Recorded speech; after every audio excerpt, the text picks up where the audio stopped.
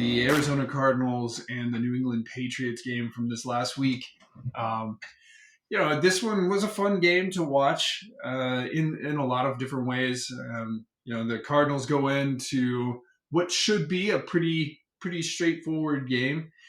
And I know last week we were talking about that's kind of what we wanted to see was just, hey, let's get some things working and see what's going on and all that sort of stuff. And I think a lot of that is exactly how that played out. Um, James Conner being James Conner, was a lot of fun. I felt like he had so many. He didn't have that many rushes, but I felt like he had so many of them that were very ideal of him, right, as a running back. It's like you get to that first guy, and they're like, "Oh, cool, that was a nice little 4-yard run," and then it was like, "Oh, wait, he's decided he's not going down." So this is going to be a nice little 10 or 12-yard run.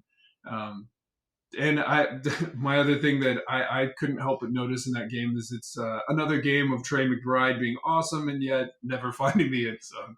So those are my kind of like funny kind of things there that I saw. As an Arizona Cardinals fan, how much did you enjoy this particular game? Well, I mean, I enjoyed it a lot more than the last three before it. But like 5 minutes ago when we were talking about the Cowboys Panthers game, we were like, it's the Panthers, right? Well, copy and paste that. Yep. It's the Patriots, right? This is a get right game. That's what it's supposed to be. And our defense played pretty well. The game wasn't even quite as close as this leads on. Like, they got some gimme points at the end of the game, and that's fine. But our offense operated exactly the way you would think a Drew Petzing offense would operate. Like, tight end worked really well, despite the weird tight end anomaly, or tight end in the end zone anomaly. Running back was great. The blocking for Kyler Murray and for the offensive line operated really well. Wide receivers, afterthought at most. Yeah. You'd think it was you and me out there trying to run routes. It's just not working. Shout out to Christian Gonzalez, corner for the Patriots, played really well. Went up against Marvin, and in real time they were talking about a couple of throws into the end zone of Marvin where Christian just broke them up, and I was like, man, these are perfect throws, and Marvin's where he's supposed to be. It's just a great play by the defender, and I was like, yeah, but you get so many of those, and eventually it's like, I can only use that excuse so many times, right? Like, yeah. So as much as I'm happy we won, of course, the ongoing wide receiver troubles are just that. They are troubling. We will, this coming week, play against the Panthers, which will invite us to play the exact way we just played against the Patriots. They don't have a good run defense. They're not. I don't really care what your defense is. Stopping Trey McBride is not much of an option, but you might not give up the house to him. And not giving up a touchdown to him seems kind of like easy, apparently. So we'll see. But again, for this game, it was buttoned up. I mean, it was what we were supposed to do against a bad team. So that was actually encouraging, that we can be disciplined and not get thrown off or distracted or discouraged by the last three losses and then come in here a little beat up and more like beat up mentally kind of a thing. And, right. And just, let one slip away. So let's hope that continues next week when we play the team you just played. So, yeah. When you watched it, what stood out to you? One of the key performance people that I saw was Greg Dortch. He had 3 passes thrown to him, but he was kind of running them out of the slot, and they look like this is a scheme that makes sense, and it's something that, to me, I don't feel like I see this normally. I wonder if that's Greg not playing in that spot, or I wonder if it's, is it normally Michael Wilson who's running those, and maybe they just switched people out. I don't know, but it seemed very effective. He only had 3, but the 3 that he had, I felt like were very effective. And so I like what I saw there. I kind of wish I saw those same things, but with Michael Wilson running them. Greg is lightning. He is lightning. But he's I still feel like Michael Wilson's kind of more dynamic in a weird way. Like, I think he's and so well, he's probably bigger, but I wish that we saw a little bit more dynamic usage of people in that regard, right? Trey's awesome. It's fun to watch him, but it's also frustrating. I was listening to somebody commentate on Trey and how he probably would be considered like one of the top three tight ends in the league, but they can't find a way to get him in the end zone. And at the end of the day, that's a massive necessity to be the high. Like, hey, you want to be the number one guy, you got to you got to get the ball and catch it in the end zone. So it's something I feel like it's still a scheme problem.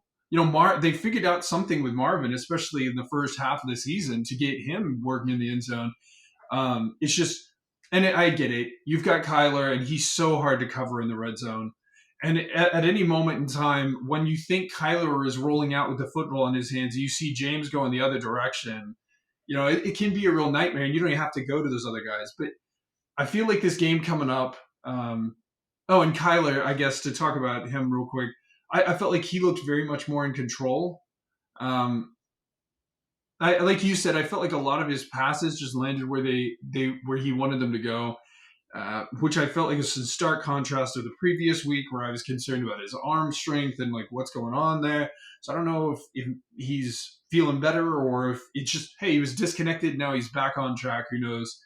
Going into this game, which should be another game where it's an opportunity to try out new things and all of that. I would love to see, like you were just pointing out, a lot more work with the wide receiver core where they're a purposeful part of the game that is not just as blockers. So that would be great because the games after that, of course, are going to decide everything. Um, and both of those teams just got kind of lit up a little bit, and so you've got a real chance. I think in a lot of ways. So yeah, I don't know. It's always good to see Clayton Tune out there, getting things done, getting things done. Oh, and Trey Benson, I felt like he had a couple of runs where I was like, man, that looked good. Like he was kind of utilizing that size, which I feel like for me has been missing with him. Is hey, go, yeah, these guys are bigger than college guys, but go throw yourself into them. Like go do your. And I felt like we're seeing more of that. But yeah, that's kind of what I saw. I'm really excited to see.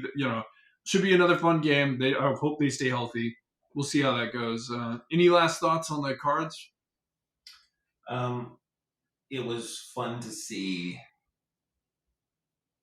big man touchdown, even though the circumstances were utterly erratic. Like just, oh God, what's going on? Good job, Jonah Williams. Heads up play, not just heads up play, but like good awareness and body control and things like that to make that a touchdown and not a touchback. So that was nice to see, even though it almost gave me a heart attack. And then he did have that one boneheaded pick that he threw where he got rescued by a roughing call. I just want to see those kind of stop. Like in a weekend where we saw a couple of quarterbacks, including Drake May, throw kind of weird little shovel passes, like multi-yard shovel passes, like 10-yard passes. I think Josh Allen had a big one, like a jump pass he threw to someone kind of a thing. And Kyler tries it, and it just looks terrible. And it's just like, hey, stick with what you're good at, but like throw it for real, throw it away, or whatever. Just don't do that. So that was a little discouraging. I agree about Trey Benson. And then I think this coming week we could see more of him if the game gets going early. They may want to save Connor a little bit, like get him 10 or 12 carries, and then like, hey, you got most of your yards already. We're going to give Trey some more runs. We're going to save your legs for the last two games. Maybe, who knows? But I do think Trey might actually get to do some stuff for real against the Panthers. So we'll see. But yeah, that's really all I saw. The Clayton Tune thing was nice to see, and yet not nice to see contextually because he was there because Kyler was momentarily hurt. Yeah. He seemed like he came back in the game. Obviously, it played pretty well. But yeah, I don't want to hammer on this indefinitely, but we've absolutely got to figure out this wide receiver thing. So yeah. Oh, one last shout out. I think we probably both got was Darius Robinson. Yeah. Yeah, he got his first sack. You've been talking about looking forward to that moment. Finally got it done. So hopefully that's the first of many in that young man's career coming up.